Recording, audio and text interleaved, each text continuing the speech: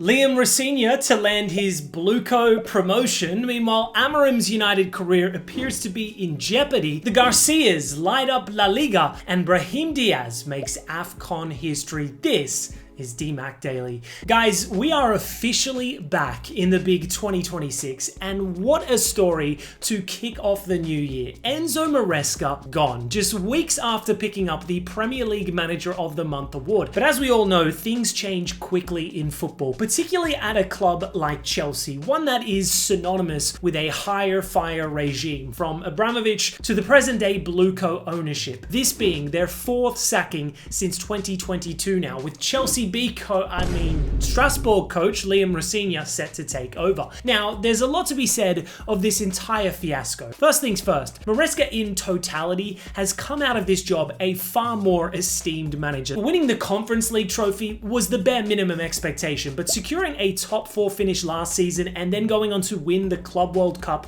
legit impressive stuff. That elevated his status significantly. Under his leadership, it was the first time in years that a clear philosophy was actively in place. He had the respect of his players. There were further notable displays against Europe's biggest teams this campaign, but results were still inconsistent, and behind the scenes, it was starting to get ugly. Maresca repeatedly went over the head of the medical department at Chelsea in regards to managing players' minutes. Now, Maresca felt medical restrictions overly constrained his autonomy, whereas Chelsea saw this compliance as a non-negotiable. After all, they have suffered so many injuries over the past few seasons. There were also criticisms leveled around his under-reliance on young players too. The likes of Achiampong, Hato, Santos, even Esteval to a degree have seen limited minutes this season. As mentioned, results were also stagnating, with 1 win in their last 7 league matches. 15 points dropped from winning positions this season, including that UCL disaster away at Atalanta, indicated that not all was going according to plan. Maresca then started to lash out at press conferences, venting his frustration at the ownership's lack of trust. But I think the real boiling point came down to Maresca showing apparent interest elsewhere, signing with super agent Jorge Mendes first, and then informing Chelsea that he had actively been talking with the likes of Juventus and Manchester City. It's been widely reported that he could actually be the long-term successor to Pep Guardiola. Now, from the Chelsea board's perspective, they weren't convinced Maresca wanted to lead the club long-term. So with all those factors at play, they've decided it's probably for the best to get rid. Now, to do so mid-season is kind of crazy, considering there aren't many big-name managers readily available, and to whoever does come in, it's going to be difficult to immediately implement his ideas. But in typical Blueco fashion, they're just going to poach Liam Rosenior from sister club Strasbourg. Whilst it's yet to be formally announced, the deal is as good as done as far as I'm concerned. In Rosenior's own words, if something happens, it happens, and I think every coach wants to work at the highest possible level. Translation, give me the Chelsea job. I mean, he's already technically employed by the club anyway, so this should be a relatively simple transition. Now, the optics of this appointment aren't great. Maresca's reputation has grown significantly, so to oust him all of a sudden for a largely unproven manager who has never even coached in the top flight of England hasn't gone down well with both the Chelsea fan base and most football fans, really. It's a head scratcher, no doubt about it, but I also think it's naive to write Rosenior off too. Sure, his CV is devoid of silverware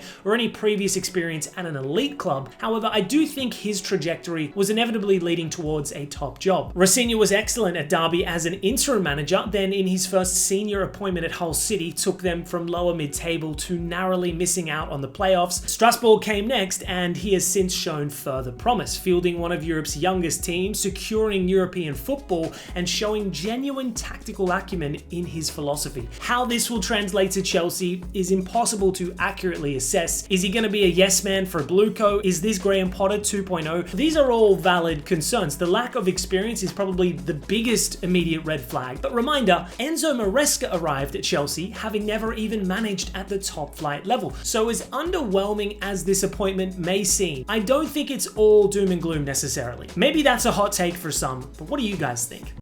Staying on the topic of Chelsea Football Club, and you know what? Forget about Rosenior. Give Callum McFarlane the job. Sky did him absolutely dirty with this graphic, but bro then unironically delivered a tactical masterclass at the Etihad, going toe-to-toe with Pep Guardiola, all without Caicedo, who I'd argue is their most important player, as Enzo Fernandez popped up in the 94th minute to salvage a point. A great result for the Blues, all things considered. For City, however, this is a massive blow to their title aspirations. Successive league draws has seen them slip 6 points behind Arsenal, as Arteta's men secured a massive result on the road to Bournemouth. Declan Rice, the hero once again, with a clutch brace. He has become their midfield colossus, an all-action box-to-box machine. However, I do think some Arsenal fans need to chill out when trying to lump him into the Lampard, Gerrard, Scholes debate. Like, he needs to be winning trophies year in, year out before we get anywhere near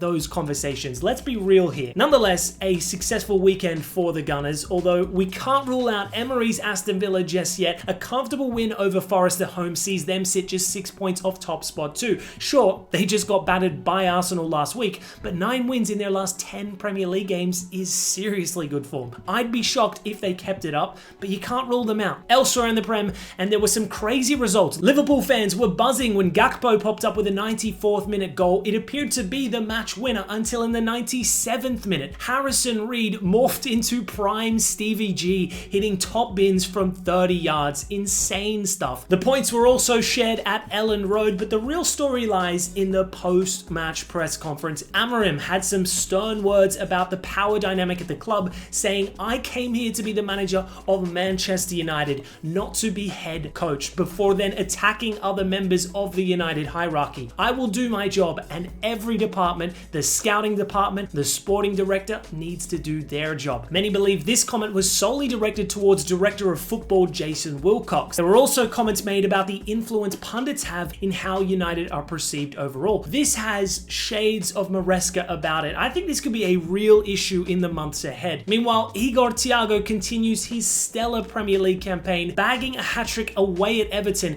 as Brentford rise up to 7th. No Mbeumo, no Wissa, no worries. Thiago and Schade have stepped up, and at the bottom end of the table, Wolves have secured a massive 3-0 win over West Ham, their first Premier League victory 20 games into the season. It's still going to take a miracle to survive, but a huge morale boost nonetheless. The same can't be said for their opponents, however. 0 shots on target against Wolves. Espirito Santo's tenure has not gone according to plan. They are in serious trouble. Moving to La Liga, and as mentioned earlier, this was the GARCIA show this past weekend. First with Barcelona picking up a massive victory over their rivals Espanyol away from home. Espanyol had won 6 on the bounce heading into this clash. It was always going to be a heated contest between La Liga's 2 most informed teams, but it was amplified further upon the return of Joan Garcia. The former Espanyol player received as hostile of a reception as he can get. He was booed, there were rat signs on display, but the goalkeeper remained unfazed,